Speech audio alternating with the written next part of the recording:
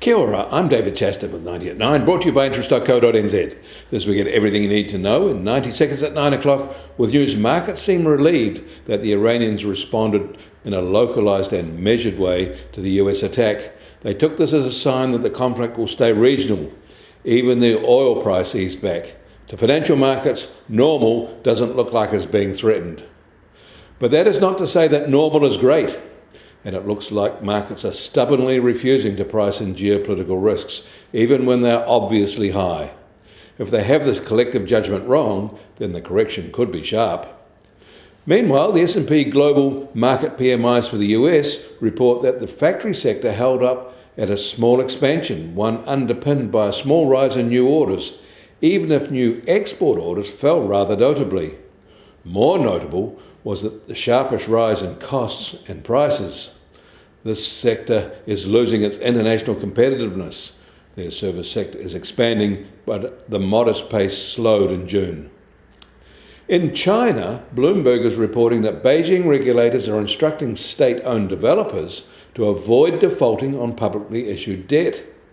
It is the latest attempt by authorities to keep a lid on their property crisis that just won't end or get properly resolved.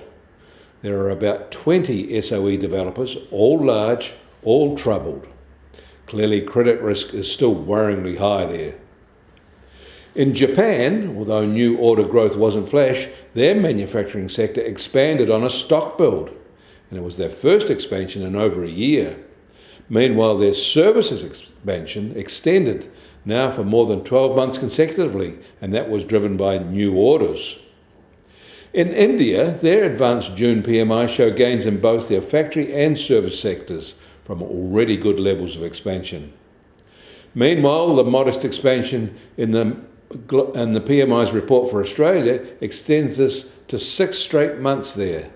They haven't had a run like this since late 2022. While an expansion will be hard to notice on the ground, it is encouraging that both the factory sector and their service sector are moving in the same upward direction.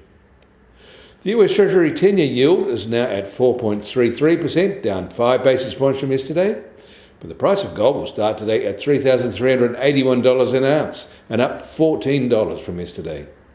American oil prices are down $4 at just on $68 a barrel in the US, while the international Brent price is just over $72.50 a barrel. And the Kiwi dollar is still just on 59.7 US cents, little change from yesterday. Against the Aussie, we're holding at 92.5 Australian cents. Against the euro, we're down 20 basis points at 51.6 euro cents. That all means our trade-weighted index starts today at just under 67.7 and just marginally softer than yesterday. You can get more news about the economy in New Zealand from interest.co.nz. Kia ora, I'm David Chaston, and we'll do this again tomorrow.